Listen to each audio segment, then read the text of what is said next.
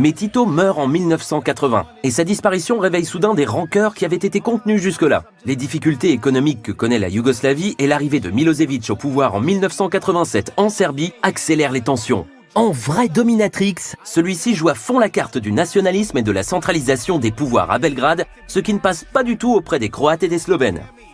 Et certains en ont marre de payer les dettes des autres. Alors qu'elle ne représente que 10% de la population fédérale, la Slovénie contribue à près d'un quart du PIB yougoslave. Il est temps de tailler sa route. Ni une ni deux, la Slovénie proclame son indépendance en juin 1991. Franjo Tudjman, le président de la Croatie, lui emboîte le pas. La Macédoine et la Bosnie-Herzégovine flippent de se retrouver seules face à l'énorme Serbie, et elles suivent le mouvement des indépendances en 1991 et en 1992. Patatras, le mythe yougoslave s'effondre. Sans toit fédéral solide sur la tête, les Serbes de Croatie et de Bosnie-Herzégovine craignent alors d'être traités comme des minorités sans droit. L'armée serbe pilonne les villes croates et bosniaques et assiège Sarajevo. La République fédérale yougoslave ne compte plus que la Serbie et le Monténégro.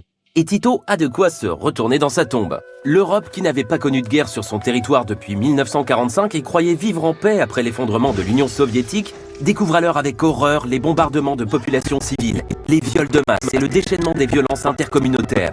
L'Union européenne pense pouvoir devenir un acteur stratégique global et tente de gérer le conflit yougoslave.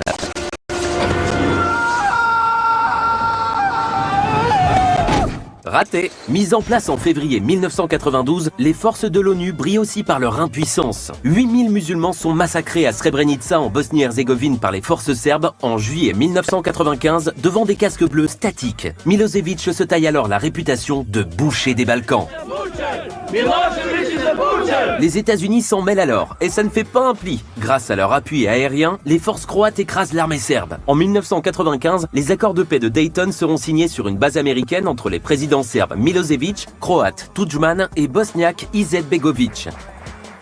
On coupe la poire, en l'occurrence l'État bosniaque, en 3 parties, croate, bosniaque et serbe.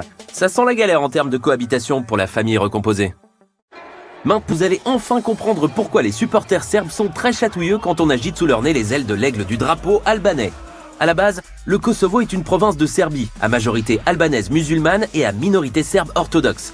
À partir de 1997, l'armée de libération du Kosovo prend les armes et réclame l'indépendance. La répression de Belgrade est sanglante. L'OTAN entre alors en guerre contre la Yougoslavie en 1999 pour empêcher un autre nettoyage ethnique. 78 jours de bombardements aériens finissent par convaincre Milosevic de ranger ses couteaux. La République fédérale yougoslave disparaît définitivement en 2003 après accord entre le Monténégro et la Serbie. Le Kosovo proclame unilatéralement son indépendance de la Serbie en 2008. Bilan des guerres de Yougoslavie, 130 000 morts. Bref, un divorce qui aura rarement coûté aussi cher.